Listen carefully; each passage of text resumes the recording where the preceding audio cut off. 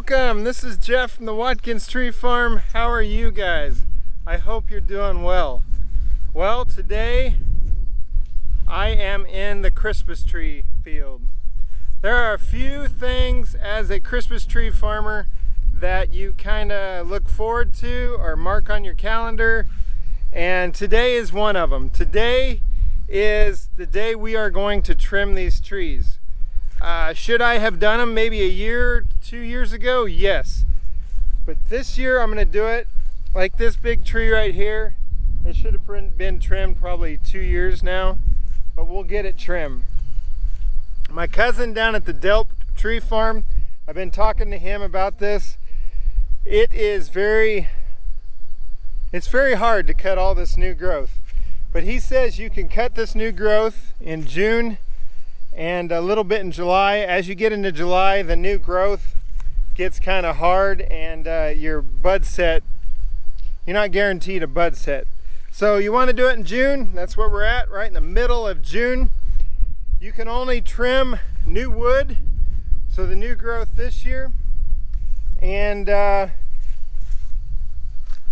also a thing that it's hard for me, but he said you can also cut the leader. So we got a couple trees. I'm going to use this as an example. I didn't cut the leader that year, and so we got a nice big gap right there. So we want to trim that down and get a good, get it looking good. I have to be honest with you, I was out here last night kind of experimenting, and I did this tree, and I sent this tree, a picture of it, to my cousin, and he said probably cut the leader just a little bit. So that's what we're going to do today, is we're going to start going through these Christmas trees, and we are going to trim them. We're going to make them look like Christmas trees. Right now they look like fancy bushes. You can kind of see here they got kind of a Christmas tree look. I'm going to say it again, since I didn't do this within the last year. I should have done these last year. And so some of these trees, I can just work on the new growth so they won't look perfect, but we'll do the best we can. Here's another one where the leader was too tall last year and we got a big gap. So let's get started, guys.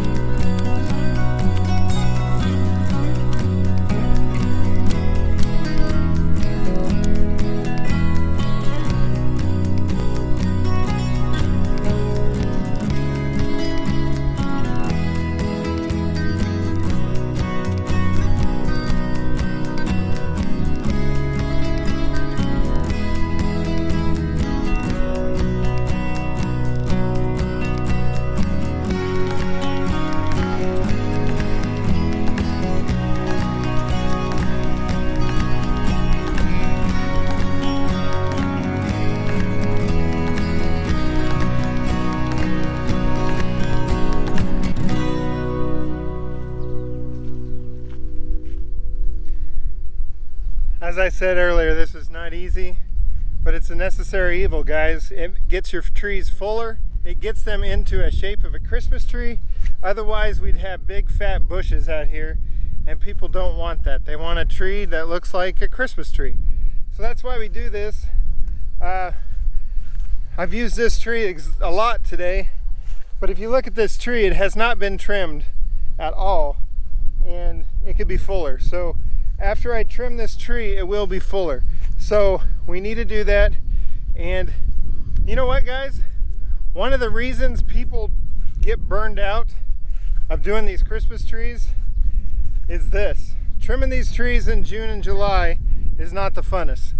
Am I doing it in the evening when it's cooler? Yes. And so I've probably got 300 trees in here to do, and I'll just do a few every evening and we'll get her done before the end of June.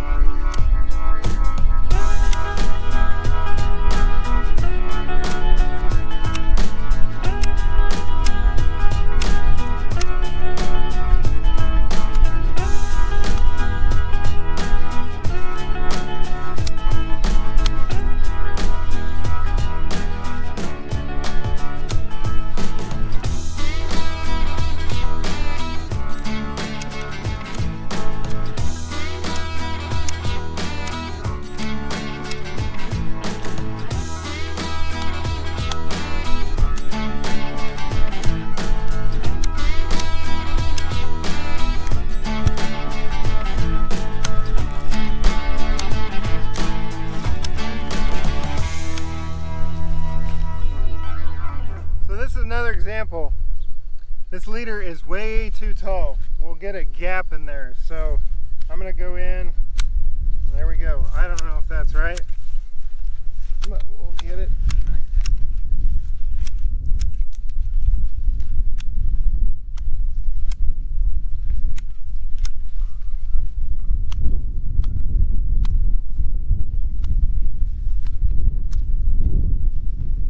I'm going to trim a few more, but I just wanted to do this quick little video to show you guys where we're at and a little bit of milestone at the Watkins Tree Farm, trimming some Christmas trees in June. You guys take care, God bless, and I'll see you on the next video. Bye-bye.